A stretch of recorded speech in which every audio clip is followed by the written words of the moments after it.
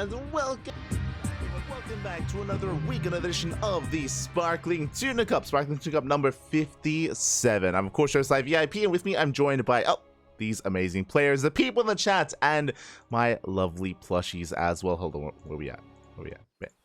Bam! Oh my god, it's great to be back here. Of course, we are back returning after what, a 6-hour hiatus. We were live earlier today, so around 7 or so hours. We were live earlier today with Cheeseadelphia Summer, the Summer Land, where it was a jam-packed tournament, 10 hours straight of NA StarCraft. I slept for 5 hours. We're back. We are back once again. I apologize for the delay. I apologize for the delay to the start of the stream. We have a story to go over, but regardless, we are jumping in to game number 1. And spawning in the top right-hand corner of Alkione, we have our red Zerg player from the land of Belarus, representing the Platinum Heroes. It is Nikich. And spawning in the bottom left-hand corner, we have the German Terran player, the blue Terran himself. It is Captainfisch. Bam! Let's go. Let us go. So we are, of course, settling into our first series of the night. Now, I apologize because we did miss out on game 1. Basically, what had occurred is we were going to be jumping on Art versus Eva! Exclamation rank B! Exclamation rank B in the chat if you guys want to have a look back yourselves. The bracket is jam-packed, it's stacked, it's beautiful. Full of a lot of Protoss. But it's fine, don't worry about it, the bracket is live. We're going to be jumping on Eva versus Art. Eva versus Art was going to be our first series, but alas, unfortunately, or depending on how you look at it, unfortunately, Eva is unavailable. Eva is having breakfast. Calling him out right now, he's eating food. I'm shaking my head, man. He's shaking my head. Eva is having breakfast at the moment, and unfortunately is most likely going to be missing out on the first round. Walkovers are going to be kicking in a couple of minutes, if not already. And once they do, Art will get the walkover and will advance on into the next round. Because of that, we had to find another series. We had to scramble ourselves here to find another match, and we have found one. We're jumping in mid-series into game 2 of this ZvT. Nikich is leading 1-0. Nikich, of course, coming in as the heavy favorite. He is coming in as, I would say, especially in the absence of Eva, the strongest Zerg player in the bracket at the moment. I mean, a shout to Eon. Eon is also in the bracket as well. We can go over it after this series, but for now, we're settling in. Is going to be a Hatchgas spool standard opener here out of Nikich. Meanwhile, Captainfisch across the map going for a Rax expand as well. Everything looking as it should, settling into our openers. We missed out on game 1, so I'm not really too aware of what did occur and how our players are compared to each other. Again, Nikich is the heavy favorite. Captainfisch, if you're familiar with our amateur events, is a more amateur player. Has been, of course, competing in some Cranky Duckling events over the past couple of months, over the past couple of weeks even, or 2 months at this point, and has become a regular in our online amateur events. So it's great to see him competing even in events like Sparkling Tuna Cup as well. I do appreciate it, and we'll see how he compares to a more notable player, a more established player like Nikich. But now Captainfisch behind this is getting into his third CC before starport. Very economic build, economic opener here from our Terran player. Likewise across the map, Nikich is getting into his own third base, droning up and settling into his own build. We're settling in, Bobby. We're settling in. Let's go. For those who are curious as well, I was mentioning and apologizing yesterday for not covering WTL because World Team League day number 2 was live yesterday. There were no English streams, and we would have casted it, but it was clashing with Cheeseadelphia. It was clashing with Cheese, so we did focus and prioritize Cheeseadelphia instead.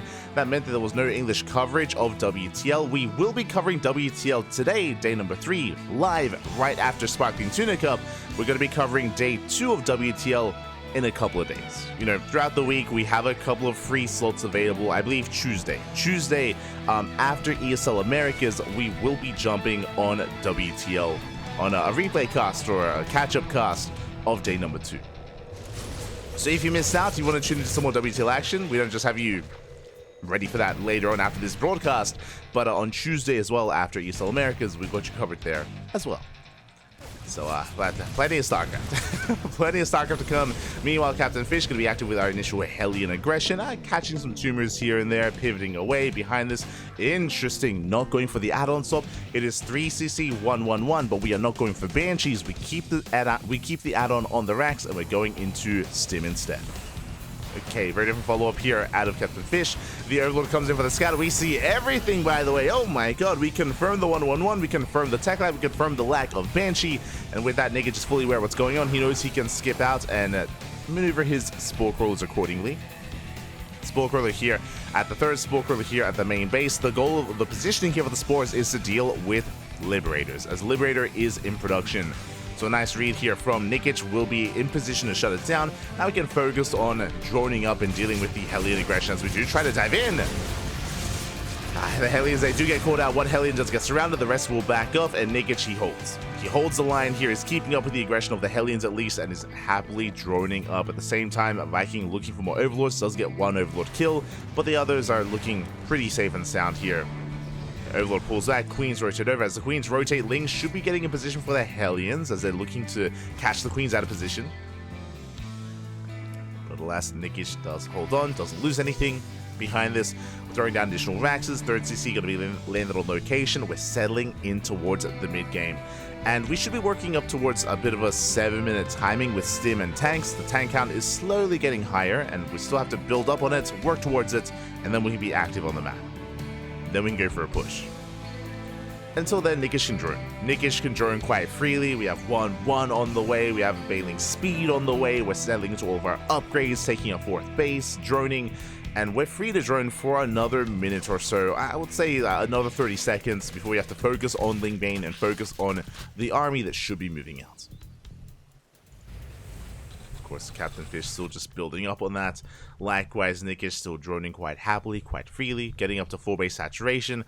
Our economy here is getting a little bit out of hand. It's getting a little out of control here as we're getting up to 80 workers, and unfortunately, Captainfisch, whether it was Hellions or Liberators or anything really, we just haven't gotten any economic damage done. Liberator dives into the main. We spoke about the Spore earlier, already in position. We get half damage done on that Liberator. And yeah, Captainfisch is pinned back behind the main base.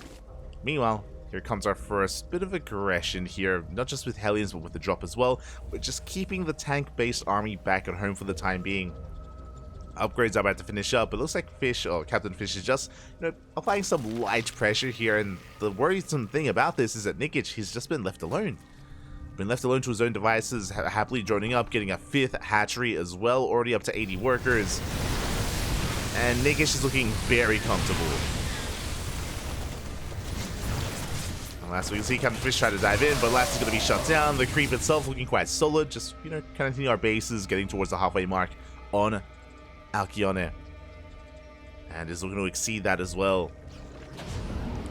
Meanwhile, back at home, Captainfisch still just building up his production. Oh my god, that's a lot of Raxes. Okay. Well, we have our build of choice. This does... Oh, actually, never mind. I was going to say this looks like an 8-Rax. Looks like it because, we do have 8 Raxes, true. It looks like a 3-base all-in, but we did throw down a second factory. That is a bit of an oddity. Liberator gets 3 drone kills in the main base. We get some okay damage here. Captainfisch will back up. What I'm referring to is that usually when you go for an 8-Rax, you avoid our gases, as we're seeing here. But no, we're taking gases, we're teching up, we're working towards another expansion. Okay. Now I'm a little bit concerned. What I'm referring to here is that these extra Raxes could have been a 4th CC. To build up, to expand, work towards a 4th base, to get into a longer game. Alas, our economy is going to be stifled as a result from the side of Captainfisch, and Nikich is soon to max out, droning up even further here, getting up to 91 workers. Oh my god, that's a lot of workers. 91 drones for Nikich, and he's about to max out. He's about to max out. He's just outscaling Captainfisch at this point.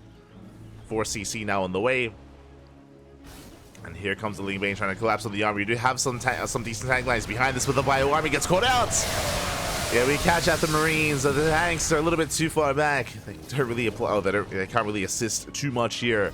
We have to back off. At least we retain the tank count, true, but we lost all the Marines. Nikich looking quite comfortable here, quite solid. We have the Hive already done. Ultra Cavern on the way. Spire on the way. May as well just take them in every which direction. And Nikich is getting to his final form. He's getting into that end game, that late game even, towards that Ultra Tech.